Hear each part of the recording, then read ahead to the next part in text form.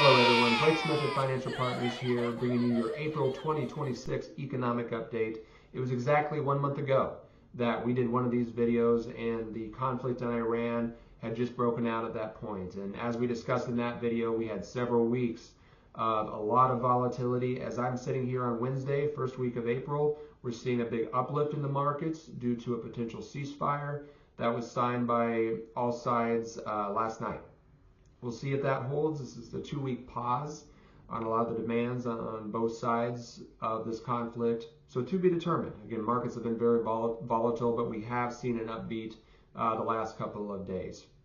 With all of that being said, a lot of economists have been changing their forecasts for the year based on this new news, based on this conflict. So what I wanted to do is walk through 5 pillars, if you will, of the economy that we look at year in and year out, a 30,000-foot view, and I'll kind of give you a rating on where we see these 5 pillars at.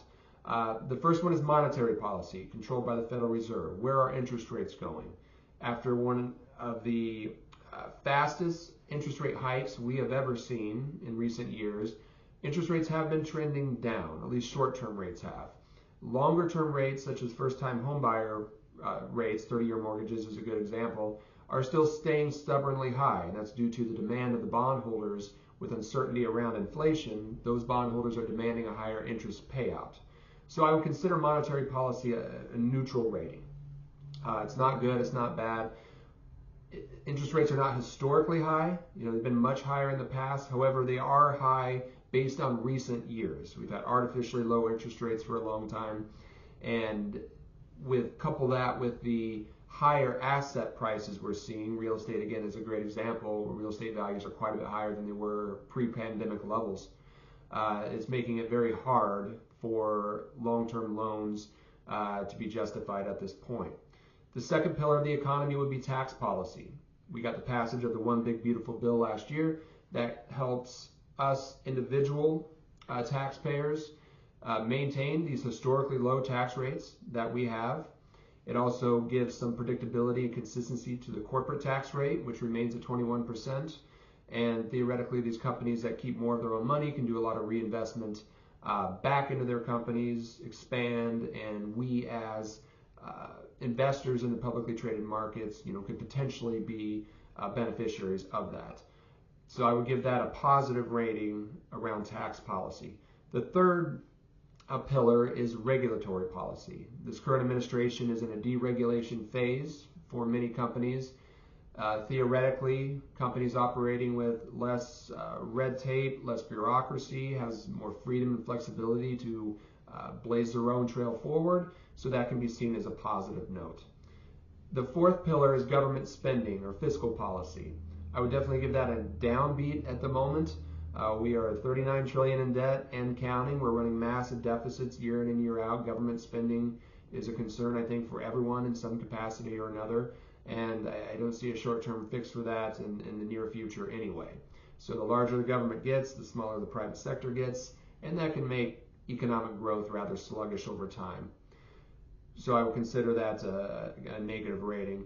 The fifth and final pillar that we talk about is trade policy, and I would have to give that a negative rating as well. There's still a lot of uncertainty around tariffs, or at least the recent tariffs that we've been accustomed to talking about in the last year or so.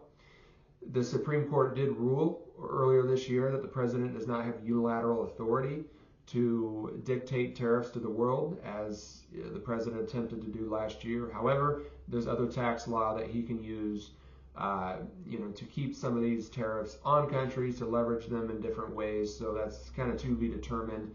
But we've seen a lot of rotation out of U.S. assets due to that uncertainty. So if you add all that up, monetary policy is neutral, tax policy is positive, regulatory policy is positive, fiscal policy would be negative, and trade policy would be negative. So we have a bit of a tie in all of that. So ultimately, what drives the markets at the end of the day is earnings. Are these companies remaining profitable? And currently, so far, earnings have been decent for the year. And so, to be determined. I would say there's some mixed signals going on with the economy for sure. We'll reinforce, of course, our bucket planning process, now, soon, and later money. Make sure those things are adequate, so when unforeseen events arise, there's less of a concern or knee-jerk reaction to make spontaneous changes to financial plans. And also when volatility hits, there's oftentimes tax strategies that we can implement that make more sense in volatile or down markets than in up markets. So we're always trying to work, find new ways to strategize for our clients within their financial plans. But that's just an overall 30,000-foot update of the economy itself. By all means, give our office a call if you have any questions or concerns, and we look forward to talking to you next month. Thank you.